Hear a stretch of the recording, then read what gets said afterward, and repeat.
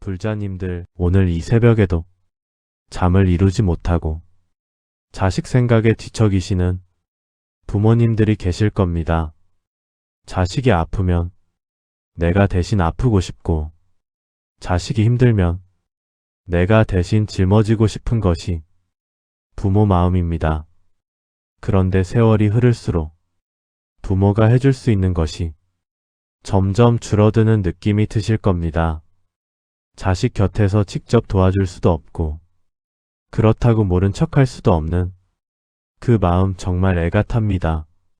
하지만 부처님께서는 부모가 자식을 위해 할 수 있는 가장 강력하고 가장 깊은 방법을 이미 가르쳐 주셨습니다.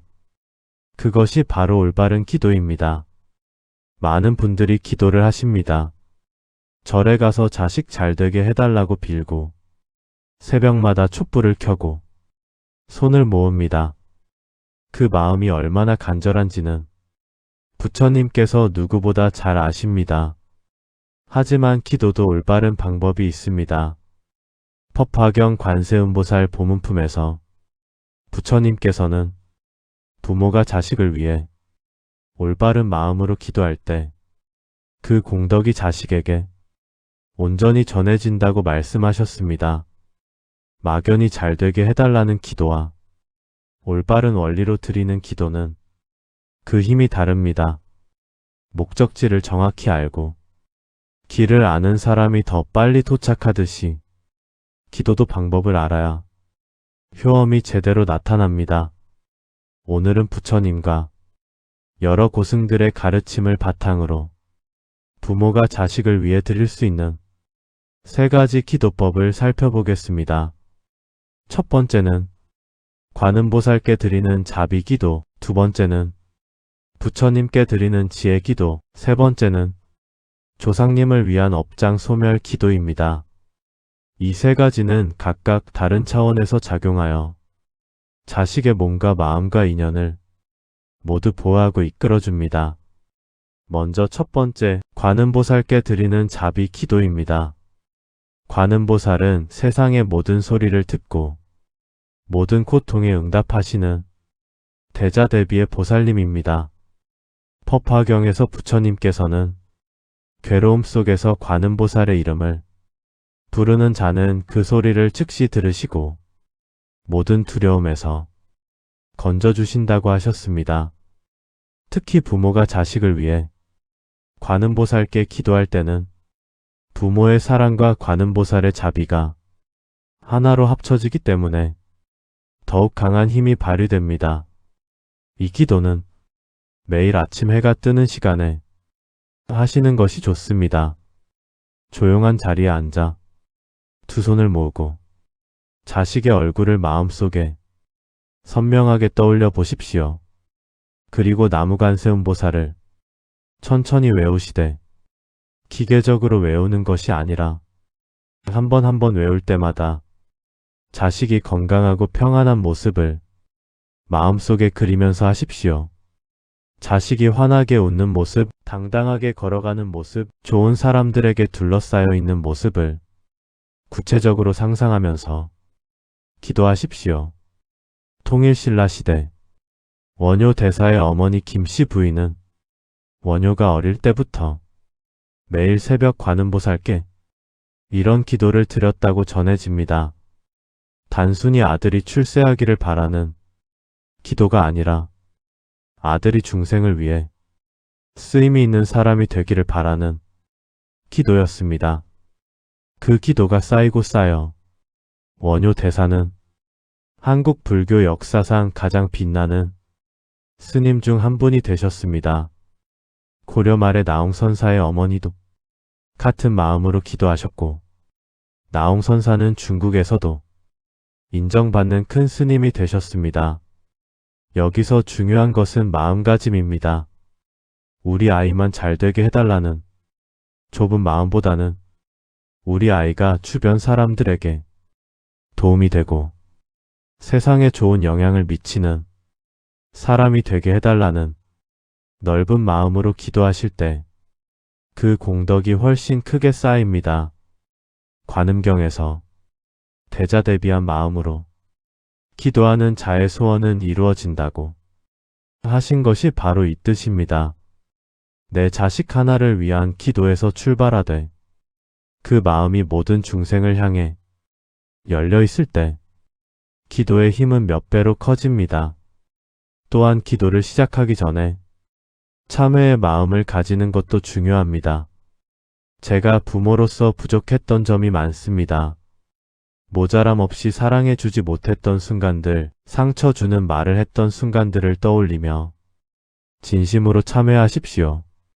이런 자기 성찰이 담긴 기도야말로 하늘에 닿는 기도입니다. 기도가 끝날 때는 이 공덕으로 우리 아이가 몸과 마음이 건강하고 모든 장애가 거쳐 부처님의 자비 속에서 자신의 길을 환하게 걸어가기를 간절히 발언합니다. 라고 회양하십시오. 두 번째는 부처님께 드리는 지혜 기도입니다. 몸이 건강하고 마음이 평안하더라도 지혜가 없으면 사람은 잘못된 선택을 하고 엉뚱한 길로 빠지기 쉽습니다. 나쁜 친구를 좋은 친구로 착각하고 그른 길을 옳은 길이라 믿습니다. 그래서 부모는 자식을 위해 지혜를 구하는 기도를 별도로 드려야 합니다. 반야심경에서 반야바라밀다, 즉 지혜의 완성을 이룬 자는 어떤 두려움도 없고 어떤 어려움도 건너갈 수 있다고 하셨습니다. 지혜는 자식이 살아가는 데 있어 가장 든든한 무기입니다. 이 기도는 하루 중 가장 맑은 정신이 될 때 조용한 자리에 앉아 나무석가모니부를 외우시면서 드리십시오. 외울 때는 단순히 이름을 부르는 것이 아니라 부처님의 지혜가 내 자식에게 흘러들어가는 모습을 마음속에 그리십시오. 옳고 그름을 분별하는 지혜, 진실과 거짓을 가리는 지혜, 중요한 순간에 올바른 선택을 하는 지혜, 자신과 남을 함께 이롭게 하는 지혜가 자식의 마음속에 환하게 켜지는 모습을 상상하면서 기도하십시오. 이 기도에서 가장 조심해야 할 것이 있습니다. 우리 아이가 좋은 대학에 가게 해달라, 시험에서 좋은 점수를 받게 해달라는 식의 기도는 진정한 지혜 기도가 아닙니다. 그런 바람이 전혀 나쁜 것은 아니지만 그보다 훨씬 더 근본적인 것을 구해야 합니다. 우리 아이가 진리와 거짓을 분별하는 눈을 갖게 해달라, 자비로운 마음으로 세상을 바라볼 수 있게 해달라고 기도하십시오. 진정한 지혜가 생기면 세속의 성공은 자연히 따라오지만 지혜 없이 얻은 성공은 오히려 화가 될 수 있습니다. 부모 자신도 함께 지혜를 구하는 마음을 가지셔야 합니다. 저도 부모로서 자식을 올바르게 이끌어갈 지혜를 주십시오라는 마음을 함께 담으십시오. 부모와 자식이 같은 방향을 바라보며 함께 성장할 때 기도의 공덕은 더욱 깊어집니다. 기도가 끝날 때는 이 공덕으로 우리 아이가 부처님의 지혜를 받아 올바른 길을 걸으며 자신과 주변 모든 이들에게 복이 되는 삶을 살아가기를 간절히 발언합니다. 라고 회양하십시오. 세 번째는 조상님을 위한 업장 소멸 기도입니다. 불교에서는 개인의 업뿐만 아니라 가문 전체의 업을 함께 이야기합니다. 지장경에서 조상의 업이 후손에게 영향을 미칠 수 있으며 후손이 조상을 위해 공덕을 쌓으면 그 공덕이 조상과 후손 모두에게 미친다고 기록되어 있습니다. 착한 아이인데 유독 어려운 일이 자꾸 생긴다면 개인의 업뿐만 아니라 가문의 업장도 함께 살펴볼 필요가 있습니다. 지장보살은 업장 소멸과 조상 천도에 특별한 공덕을 지니신 보살님입니다. 지장경에서 지장보살의 이름을 부르는 자는 쌓인 업장이 녹아내린다고 하셨습니다. 이 기도는 하루를 마무리하는 저녁 시간에 하시는 것이 좋습니다. 조용히 앉아 나무지 장보살을 외우시되 먼저 조상님들에 대한 깊은 감사의 마음으로 시작하십시오. 저희 조상님들이 계셨기에 지금의 저와 제 자식이 이 세상에 있습니다. 그 은혜에 감사드립니다. 라는 마음을 진심으로 담으십시오. 그리고 조상님들이 지으셨을 모든 업이 치장보살의 공덕으로 소멸되어 극락세계에 편안히 계시기를, 그 공덕이 후손인 저희 자식에게도 흘러내려 모든 장애가 거쳐 길이 열리기를 간절히 발언하십시오. 고려시대 의천 스님의 어머니 인해왕후께서도 매일 이런 조상 기도를 드리셨다고 전해집니다. 그 기도의 공덕으로 의천 스님은 중국과 일본을 오가며 불교를 크게 일으킨 고승이 되셨습니다. 서산대사의 어머니도 같은 방법으로 기도하셨고, 서산대사는 임진왜란이라는 국난 속에서 나라를 구한 호국 불교의 상징이 되셨습니다. 이 기도에서 빼놓을 수 없는 것이 있습니다. 조상에게 감사하는 마음과 함께 저희도 후손에게 좋은 업을 남겨주는 삶을 살겠다는 서원을 함께 세우는 것입니다. 좋은 씨앗을 심겠다는 다짐이 기도에 담길 때 그 기도의 뿌리는 더욱 깊어집니다. 기도가 끝날 때는 이 공덕으로 저의 가문이 모든 조상님들이 극락정토에 편히 왕생하시고 그 공덕이 후손인 저희와 우리 자식들에게 흘러내려 모든 장애가 소멸되고 복된 삶이 열리기를 간절히 발언합니다. 라고 정성껏 회양하십시오. 이 세 가지 기도를 꾸준히 이어가다 보면 보통 49일 안에 크고 작은 변화를 경험하게 됩니다. 자식이 어딘지 모르게 안정되어 보이거나, 막혔던 일이 풀리거나, 좋은 인연이 찾아오거나, 부모 자신의 마음이 먼저 가벼워지는 변화를 느끼게 됩니다. 하지만 이 기도를 실천할 때 반드시 기억하셔야 할 것들이 있습니다.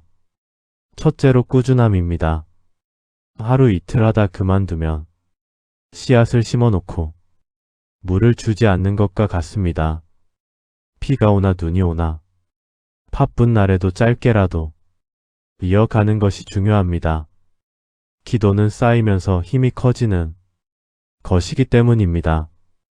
둘째로 마음을 모아야 합니다. 입으로만 외우고 마음이 딴 곳에 가 있으면 기도의 힘이 반으로 줄어듭니다. 짧게 하더라도 온 마음을 모아서 하는 기도가 길게 하는 형식적인 기도보다 훨씬 깊이 닿습니다. 셋째로 기도와 삶이 함께 바뀌어야 합니다. 아무리 간절히 기도해도 부모가 여전히 화를 내고 자식에게 상처 주는 말을 하고 이웃에게 불친절하게 대한다면 기도의 공덕이 쌓이기 어렵습니다. 반대로 부모가 자비롭고 따뜻하고 감사하는 마음으로 하루하루를 살아간다면 기도의 효험은 몇 배로 커집니다. 법화경에서 마음과 행동이 하나가 될 때 기도가 성취된다고 하신 것이 바로 이 뜻입니다. 넷째로 집착을 내려놓는 것입니다. 기도하면서도 자식에 대한 걱정과 집착을 놓지 못하면 그 무거운 기운이 오히려 자식에게 전해집니다. 이 기도를 드린 뒤에는 우리 아이를 부처님과 보살님께 온전히 맡깁니다. 라는 마음으로 내려놓으십시오. 기도는 하되 결과는 부처님께 맡기는 것, 이것이 진정한 기도의 마음가짐입니다. 꽃이 피도록 억지로 꽃잎을 잡아당기는 사람은 없습니다. 물을 주고 햇빛이 들도록 자리를 잡아주고 기다리는 것입니다. 기도도 이와 같습니다. 이 세 가지 기도법은 수많은 부모들이 삶으로 증명해온 방법입니다. 관음보살의 자비력이 자식의 몸과 마음을 감싸 안고 부처님의 지혜력이 자식의 눈을 밝혀주고 지장보살의 원력이 가문에 쌓인 업장을 녹여줄 때 자식의 삶에는 자연스러운 변화가 찾아옵니다. 이것은 단순한 믿음의 문제가 아니라 인과의 법칙이 작용하는 것입니다. 선한 원인이 쌓이면 반드시 좋은 결과가 따라옵니다. 부모의 정성 어린 기도가 바로 그 선한 씨앗입니다. 불자님들, 자식 걱정으로 마음이 무거우셨다면 이제 그 무게를 기도로 녹여내십시오. 걱정은 에너지를 소모할 뿐이지만 기도는 공덕을 쌓습니다. 걱정하는 마음을 기도하는 마음으로 바꾸는 것, 그것이 부모가 자식을 위해 할 수 있는 가장 깊고 가장 강력한 일입니다. 오늘부터 하루 3번의 기도를 시작해 보십시오. 아침에 관음보살님께, 낮에 부처님께, 저녁에 지장보살님께 드리는 이 기도가 불자님들의 자식을 환하게 비추어 줄 것입니다. 부처님과 보살님들의 크신 자비와 지혜가 불자님들과 불자님들의 자녀들 위해 언제나 함께 하시기를 간절히 발언합니다. 오늘 법문이 불자님들의 마음에 따뜻한 위로와 깊은 힘이 되었기를 바랍니다. 구독을 눌러주시면 매일 부처님의 가르침으로 하루를 시작하실 수 있습니다. 좋아요는 이 법문이 더 많은 분들께 닿을 수 있도록 돕는 보살행입니다. 나무아미타불 관세음보살